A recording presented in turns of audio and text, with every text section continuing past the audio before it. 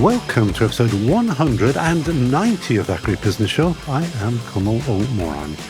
This is the business show where we keep it real and tell you the truth about how tough it is being in business. Like what actually happens when a country builds its success on a handful of multinationals and then quietly leaves its own businesses fighting for scraps. Because here's the truth.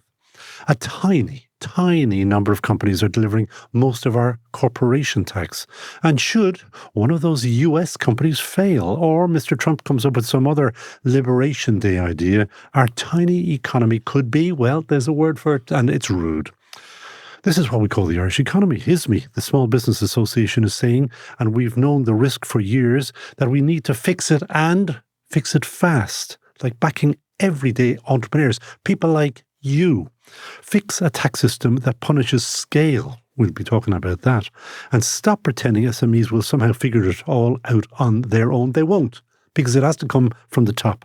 This, ladies and gentlemen, is Real Business, brought to you, as always, by our pals down in Mayo. Facto shaving oil, the world's best shaving oil. It is not a beard oil, it is a shaving oil. Made in Mayo, sold worldwide at defactoshave.com.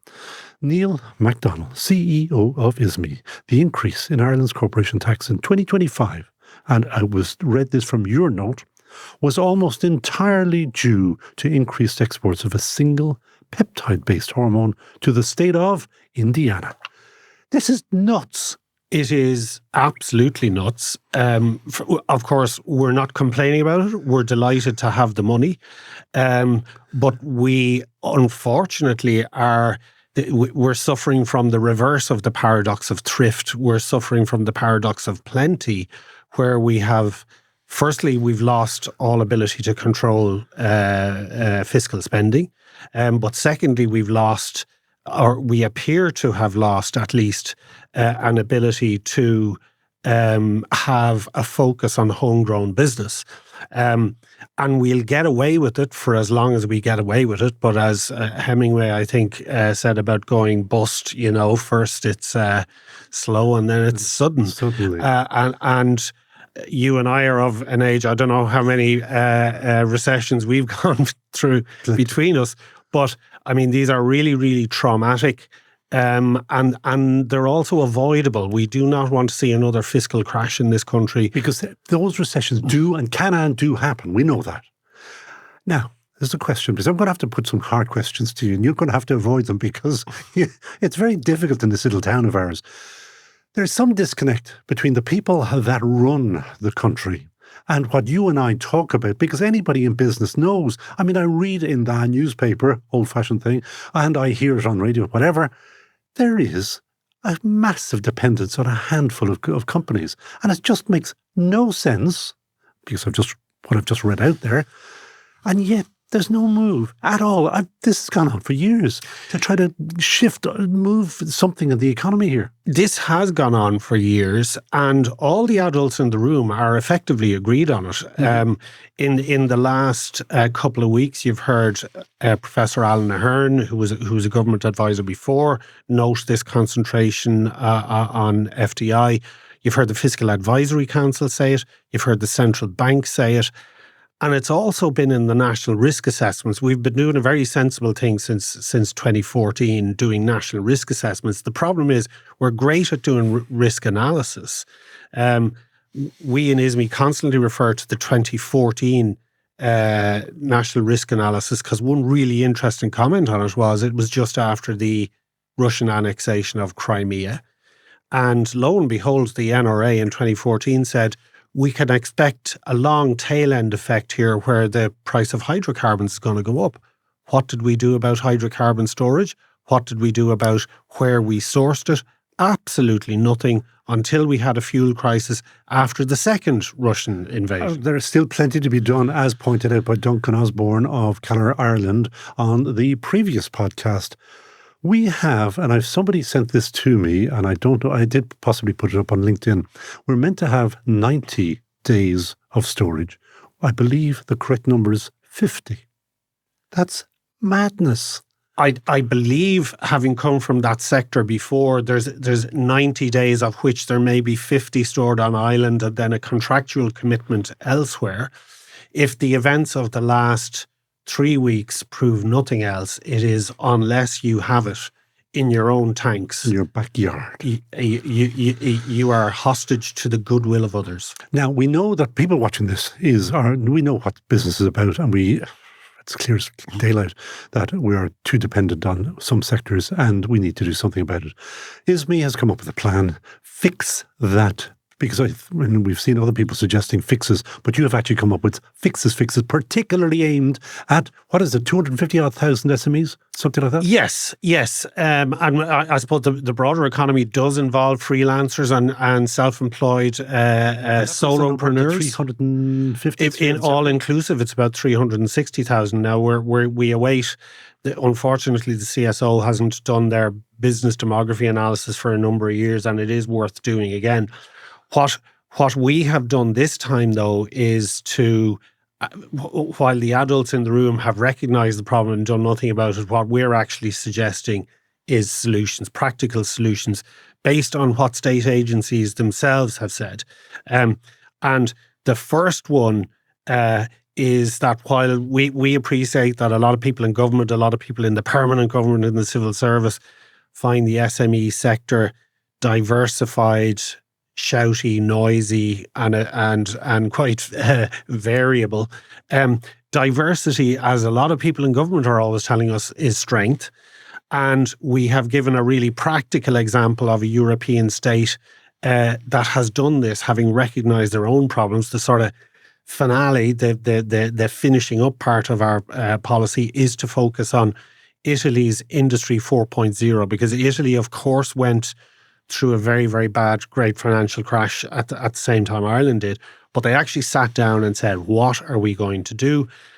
And despite the fact that Italy has a lot of big and heavy industry and the Fiats and shipbuilding and so on of the world, they did not rely on that sector to get their economy going. They relied on really diversified food and drink, fashion, technology, and the net result of that, no, it does take time, but in the last 10 years to last year, Italy overtook Japan in terms of global exports. So we're not proposing anything that's wild or out of the park here. This is very practical. It's very doable. It does require tax incentives, but the sort of tax incentives it requires will actually, we've seen this before, will actually generate more money, not less, for the Exchequer. We're constantly told by the Revenue and the Department of Finance the cost of such and such a measure is X. In the small print at the bottom, they say, but we haven't accounted for behavioural effects. And the behavioural effects are such that, for example, our yield on capital gains tax today is less than half of what it was a dozen years ago, simply because we put up the rate. And when you talk to the accountants and they say, what's going on? There's active tax avoidance, which is not tax evasion, it's tax avoidance, but people are putting money beyond the reach of the taxman. What we want to do is get that money back into the reach of the taxman, but at the same time put it to productive use. Because there's a vast amount of money. Over the last few weeks, you've heard constant reference, and we are delighted to hear the Taoiseach Finance Minister Simon Harris talking about incentivising productive use of this. There's just under 170 billion in domestic deposits sitting in banks, not merely not making anything, but making a negative rate of return before the taxman applies dirt. But the bit that's often forgotten, nobody's been referring to it, is 170 billion in enterprise deposits. So that's the current account of your typical business. And you put those two amounts of money together and you have a deposit base that's equal to the gross national income of Ireland, sitting there doing absolutely nothing. And we're saying if that can be put to productive use, We don't need to go anywhere off the island of Ireland to finance the expansion of our domestic enterprise base. But you know why it's not done. There is a banking sector that looks after itself, has always looked after itself. If there is no incentive to them, for them, to start doing any kind of risky lending. I know they all say backing brave and all that kind of stuff. It's just they don't, because it's easier. It's a handy number. It is a handy number, but I think we're getting to the point now, funnily enough, this was a significant topic of discussion at the Cost of Business Advisory Forum, this forum that we hope is going to shine a light on to the areas that some people perhaps don't want a light shone on. But when you have that amount of money that could really be put to productive use, that isn't, because as you say, it's part of the deposit base on which banks can maintain capital ratios. You know, we need to incentivize the banks also. There is potentially return for them also in doing something sensible with this, and we don't see this as a stick solution. Hopefully, there's some carrot to share around for everyone. Go back to Italy. What did they do per sector or which way to try to actually stimulate things? Because, I mean, yes, they have that magnificent history of the engineering design. You know, it's synonymous with tourism, etc. But you say it's much wider. It was much wider, and the key to doing this was, and as you know from your investment past, Conall, you know, the key to risk avoidance is diversification of the portfolio. And that's exactly what Italy did on a statewide level. So what they did was they, in very, very similar to what we would call IDA, industrial parks or industrial estates here, they did provide physical acreage and places to put these businesses together. But then they tax incentivized them to scale. So they looked after those areas where they did have advantage, and we know machinery, vehicles, pharmaceuticals, fashion, apparel, need we say more, food and wine, furniture, luxury goods. There are so many household names that people know that are Italian, but they said we can actually increase the export potential of these. So what they actually did was they gave tax breaks and educational assistance to these businesses, and it's a slow burn. But we see the results after 10 years. And for a country with, I think, 55 or 60% of the population of Japan to overtake Japan, the famous, you know, manufacturing powerhouse of the Pacific, in 10 years as an exporting nation, it's an absolute standout success. And you have raised an issue there. Spending on education, something we have not been doing an awful lot of.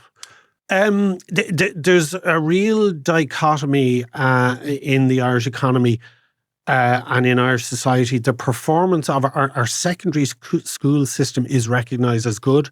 Our college leavers are recognised as good. This stuff is independently tested by things we hear about, PISA testing and the OECD. Yeah, we're up at the top of the leagues there. We're up at the top of the league. The problem is, as people advance through life, where our commitment to lifelong learning is very poor. Number one. Number two, we are fixated on degrees, doctorates, masters, PhDs, to the detriment of lifelong learning. And in the new AI-driven economy, these are not necessarily the places to go.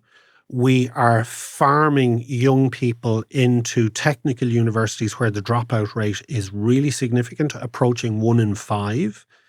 And at the same time, we are not investing in skills education, physical skills of the sort that are required in the construction and green economy industry now. We're actually cutting money for apprenticeships, which is appalling. But it's nuts. It is absolutely Have you, nuts. and because you move with these people, has anybody actually explained to you why that could possibly happen? I think one of the priorities, unfortunately, is to give guys like me who have 2 daughters going to college, give them back €500 each. I'm paying €1,000 less this year than I was before.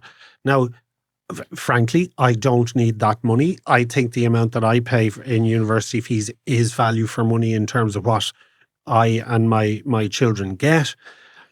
But I'm also depriving someone who really needs that money. And we need to focus that. I appreciate there's a political incentive and there's a populist political motive in doing this. But really at a certain point, we have to be able to say to the population, you know what, when the OECD comes in here and they look at our adult skills in numeracy, literacy, and what the OECD calls active problem solving, we're either at or below OECD average. And that's not the place to be if you want to be a high-tech, developing, exporting, innovative economy. So you have a solution for that one. What would you do? Well, we actually have a solution that our European and global neighbours thought was a great idea in terms of SkillNet Ireland funding, which is co-funded. This is not free money given out to businesses. This is the state handing back a proportion of the €1 billion a year that employers put into the National Training Fund. And this allows employers to say if they're running a course worth €1,000 for a day, they'll pay 700 and the state will chip in the other 300. Which is effectively giving the employer back their own money. Now, there are much more extreme versions of this. For example, I met a Chinese delegation before Christmas where the equivalent of the training levy, which is 1% of PRSI, it stays in the business. It doesn't go to the exchequer. And the state verifies that that business has spent that money on their own employees. Or if it hasn't, it does then take that money. But what we have now is a situation where employers are handing $1 billion a year to the taxman and they're getting 50 million back. 5% is a very poor return for employers and employees. That's employers' money and it's meant to be spent on their employees. And again, you, because of your position, you meet with the Secretaries General, etc., etc. What do they say about this? Do they not join the dots? I have to say that the biggest problem is they don't join the dots. And when you talk to a SecGen anywhere outside the Department of Further and Higher Education, they're not even aware that this is happening. I would also say it goes wider than this. I think because we have this fixation on tertiary, on third level education, letters after the name, the one sector I'm really disappointed in that hasn't stood up and said, hang on a second, is actually the trade union sector. You know, we want to have higher paid jobs for our employees in the SME sector, but the only way you do that is through higher productivity, and the only way you generate higher productivity is to have workers who are more innovative, more productive, producing more for the same or a lower amount of input. Except the trade unions were bought off by Bertie Ahern a long time ago, and secondly, they're not truly represented in the SMEs. So it's just not in there. I wouldn't be that unfair. I mean, we meet trade unionists at European level all the time in the European Trade Union Congress, and I have to say that a lot of those people are really close to the employers. A lot of them work on company boards with them. They understand, they appreciate the value, the long-term return to the employee of having a more productive output. I'm sure they absolutely understand it, but it's not, it's over in the, particularly in the public sector is where their strength is nowadays. Yes. Now, back to another area of concern, the tax system. The tax system works against certainly against entrepreneurship. Discuss. It really, really does. And part of the problem, first of all, is that I believe a lot of people, say in the Revenue and the Department of Finance, think that the only decent way to earn a living is through salaried or waged employment for someone. And an entrepreneur who has I know a lot of people who have made a great deal of money at the end of their business life, but that has been at the expense of effective penury for 10 or 20 or 30 years. Mm-hmm. That sort of lumpy or that income profile that looks like a sine wave is completely alien to people in the public service. They just don't understand it. Secondly, even within that, we still have I think it's, this admiration for the foreigner. We will roll out the red carpet for a big multinational company, have all sorts of attractive tax things for like SARP for them to bring in high paid workers. And yet, if a small business, a closed company with less than 5 directors, has retained earnings on its books, which is a part of scaling a business. A sensible part of business as A well, yeah. sensible part of the business to have retained earnings so that you can buy a new premises, or you can hire more people, or you can engage in more training, or you can develop patents. They will pay a surcharge on that because the state view of retained earnings in a small business is you're dodging tax. So we unfortunately, it treats retained earnings in a big business as a good thing and in a small business as a bad thing. That just doesn't make sense. And that view of life, unfortunately, needs to be drummed out of people really, really quickly. Now, whether we need to invest in a rapid training package for people in the revenue or in the Department of Finance, we're agnostic about how you do that. But what we're not agnostic about saying is that has to happen. And it is happening elsewhere. So therefore, the attractions of moving to Portugal, to Spain, to Malta, well, the UK has changed again, but they'll probably change back very, very soon. I was only looking, was it the other day in New York, you can actually, is it up to $10 million that you can make a profit off, and then the taxes kick in? Yes, and interestingly, I saw that scheme. It's not just the entrepreneur themselves; it's someone who puts in seed capital and sees it go. That sort of scheme, then now you see where you could encourage someone who has €5,000 sitting under the mattress or in Bank of Ireland or AIB, and you say, if you're willing to take risk on a small amount of your savings in a startup, we will give you a very significant capital gains tax-free return on that if you're willing to put that at risk. But the rules of investment for venture capital and that are always crystal clear. 9 out of 10 of these investments fail. That's why venture capitalists look for 50 and 100x, because most of the time they actually lose their money. That great phrase that I learned in stockbroking, the value of your investment can go down as well as plummet. So what else would you fix? Or what else can you fix? What else are you hammering on about that? They're simple things that we just need to do, but need to do it now. Part of this is just recognizing, you made the point earlier on about this huge concentration of income that comes out of the multinationals. That's only in corporation tax. Actually, when you look at the revenue figures, the money, the big wonga, does not come out of the big companies. The corporation tax, of course, does. But where is the income flowing into the economy coming from? 92% of businesses in Ireland employ less than 10 people. They're responsible for half the income generated in the whole economy.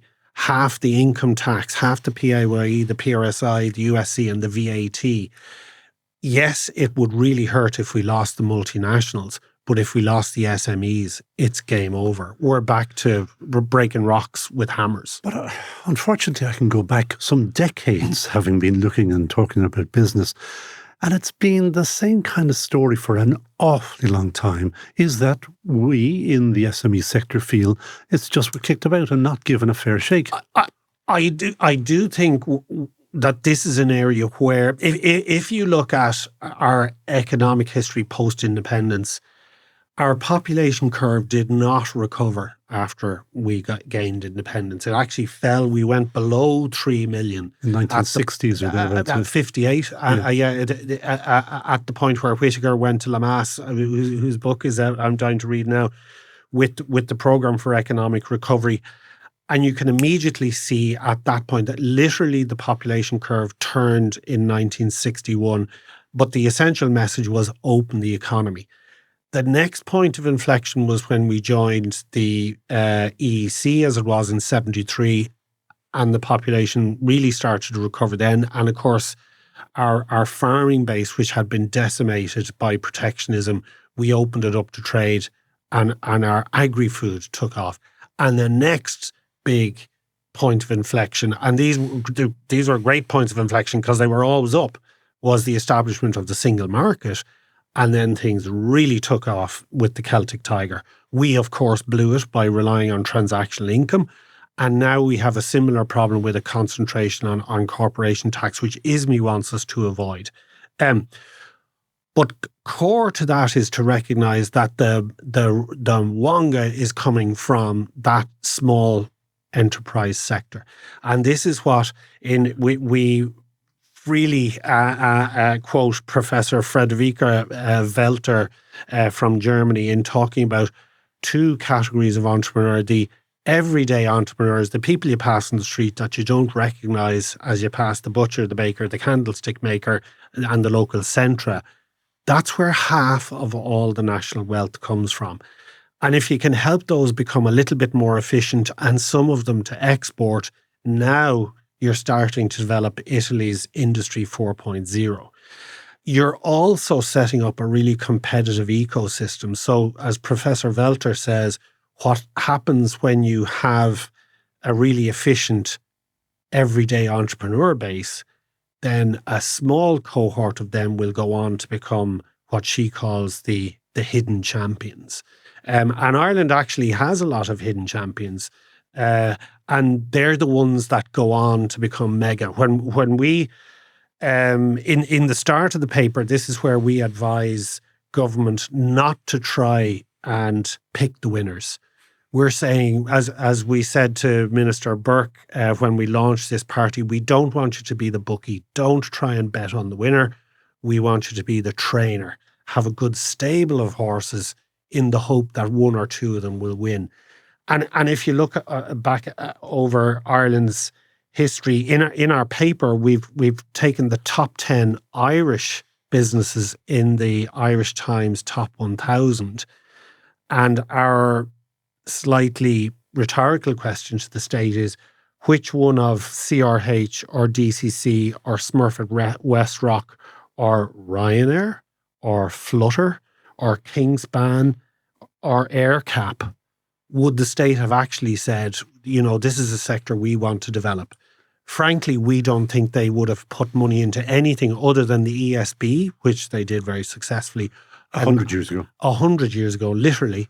Or perhaps Kerry Group as part of an agri trade. But let's not forget, Kerry Group started as a farmers' co-op. It did not start as a state effort to improve agri-food. And Dennis Brosnan was a huge amount of the brains behind that. And I doubt very much if Dennis would have hung around if the state was involved. I don't think so. And what you do see, and he's a really good example of the really, really good pointy-faced entrepreneur who knows how to extract value and attract customers. That's what it's about. It's about the good old-fashioned sales bit, which doesn't, a lot of the time, it's the very unsexy routine of sales. But that is what has made Ryanair. That's what's made CRH. That's what's made Kerry Group. And let's not forget now that it's our famous boast industrially that 50 or 60% of all wet leased aircraft are registered in Ireland. That's purely as a result of that documentary you see at the moment on Ryanair, but not Michael O'Leary. It's Tony Ryan established that. And the expertise we developed in that has spawned a whole ecosystem of aircraft finance. So what we believe that government's expertise in picking winners, frankly, isn't great.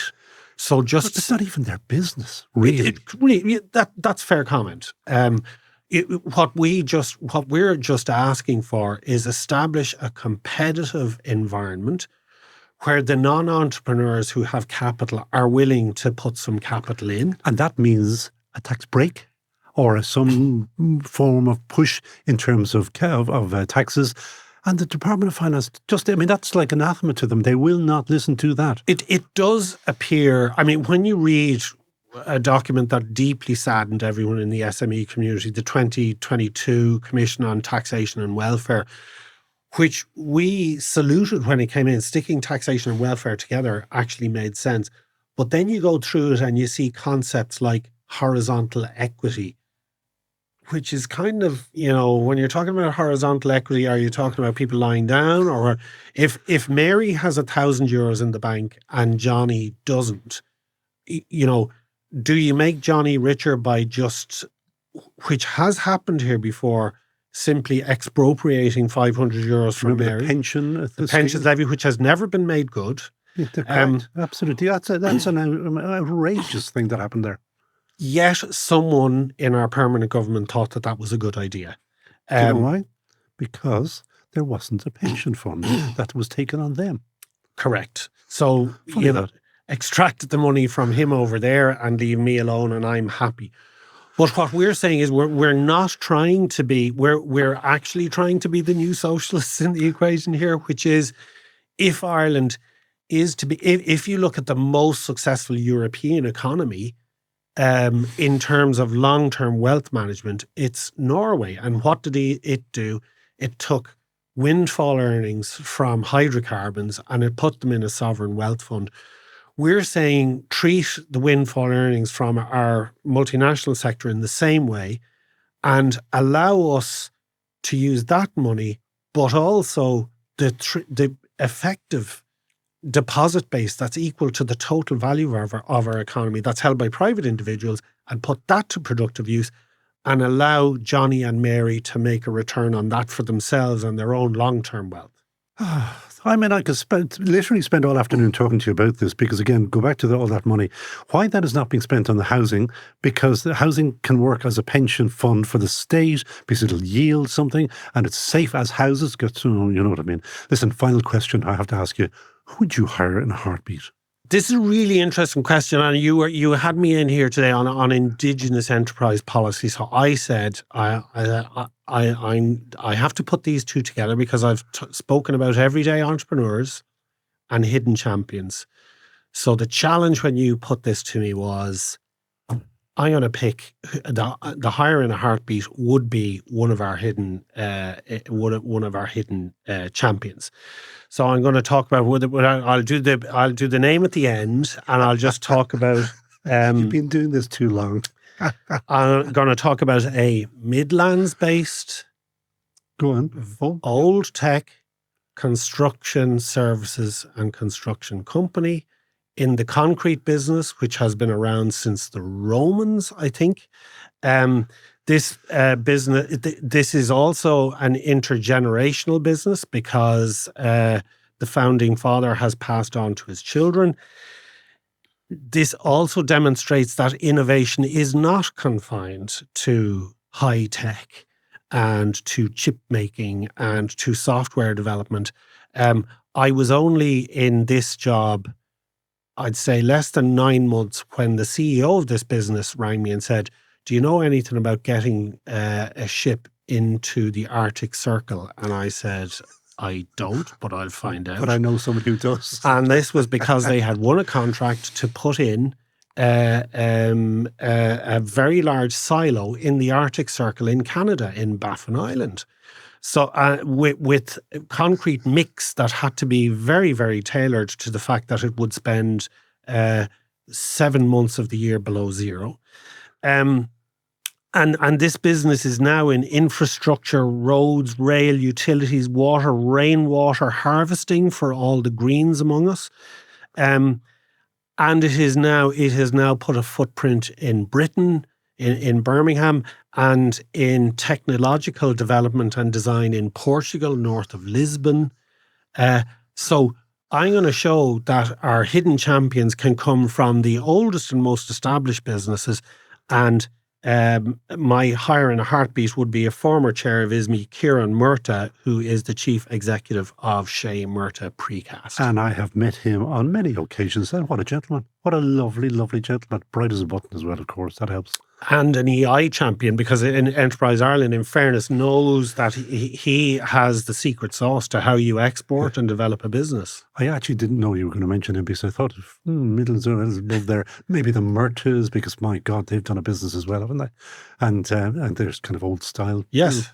Like insulation. You're going to make millions out of that. Sorry, billions out of that. No, yes. no relation, I understand. A different family of Murtaghs, but it shows you that, if we have this fixation that innovation only comes from, people who sit in front of a computer screen all day, we're really barking up the wrong tree.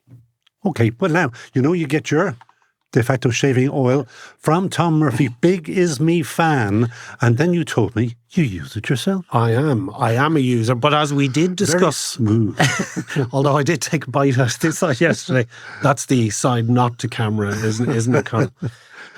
Yes, I do, and I get it in. This is the 25 ml. I get it in the 50 ml refills, but I won't say the name. But I do fill it into a squirty bottle from a competitor. You're a spritzer. A spritz, yes, that's what you yes, use. Yes. Anyway, that is it for episode 190 of That Great Business Show. My thanks to the production here at the Dublin South FM studios who keep the whole thing on the rails. Peter Rice, studio manager, also known as the Gaffer. If he says it's level, it is level. Lee Brennan on since 6:30 this morning, doing the work the rest of us are just talking about. Richard Ryan keeping it all upright, tight and out of sight, which is tape, hope and bad language. And Neil Horner coming in after us, making us all look like we knew what we were doing. And thanks, as I mentioned there, to our long-standing sponsor, De Facto Shaving Oil, a small Irish brand that didn't wait for a policy, just got on with it and built a world-class product. Made in Mayo, sold worldwide. On the defactoshave.com is where you will find them. And our gentlemen and ladies agreement, very, very simple. We do the work, you hit subscribe, and that is a fair exchange. Agus mar derme agoni, míle bechas as a bheith géisteach linn agus slán tamil.